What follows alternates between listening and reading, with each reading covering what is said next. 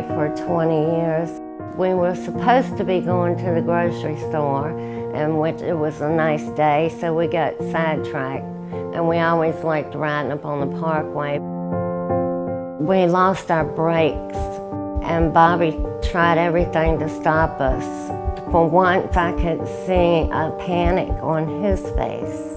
He said, "Baby, I love you." And I said, "I love you too." And that's the last thing I remember. We went over a 20-foot embankment airborne, and he was killed instantly. And I ended up with a broken back. I remember waking up enough to ask, "Where's Bobby?" Never gonna walk again. My husband was dead.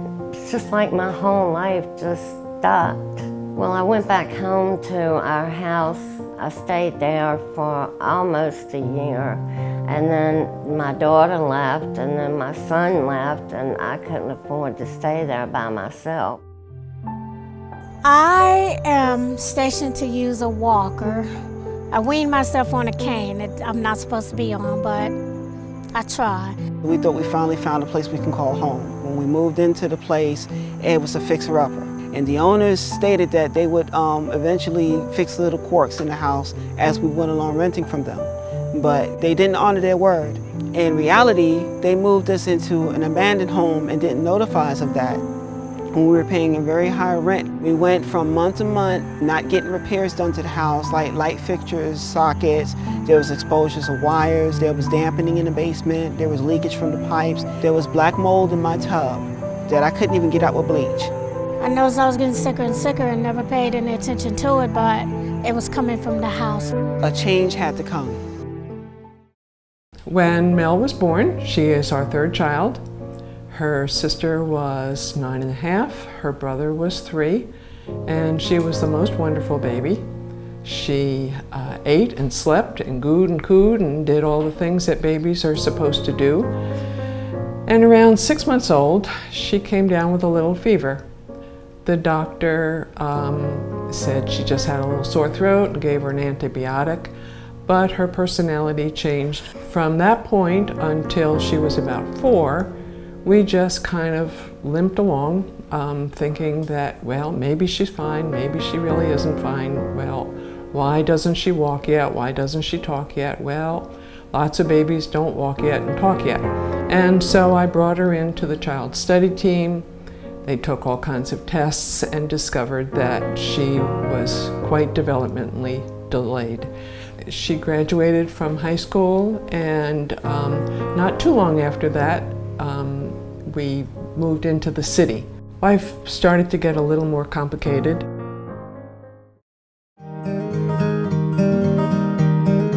My number came up when these apartments were here. I was like, wow, this is too good to be true. My life has changed because I'm not so depressed. Here, it just feels like home. My heart has been blessed for me having this home through Rush Homes. I told them the urgency of what we were going through, and they immediately jumped into action.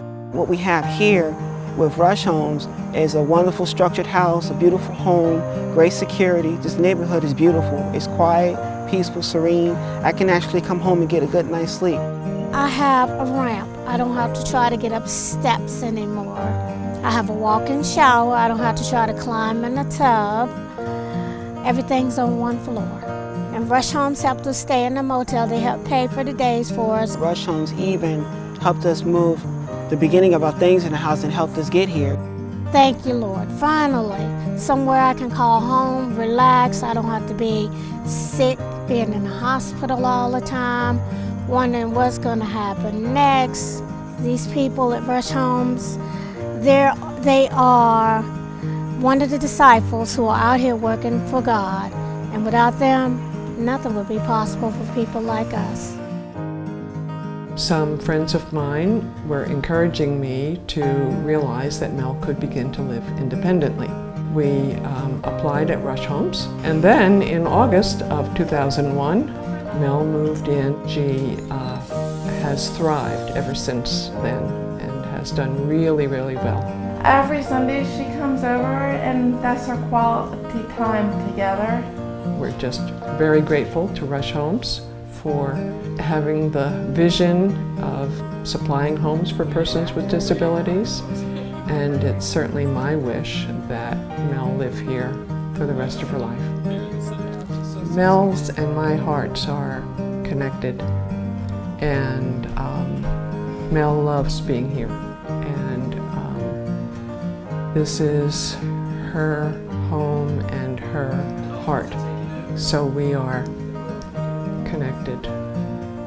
You've heard the stories of how Rush Homes is helping people with disabilities by providing housing, advocacy, and independence for life. There are over 350 people on our waiting list right now. We need your help to be able to continue our mission. Get involved, donate, and learn more. Please visit rushhomes.org to find out how.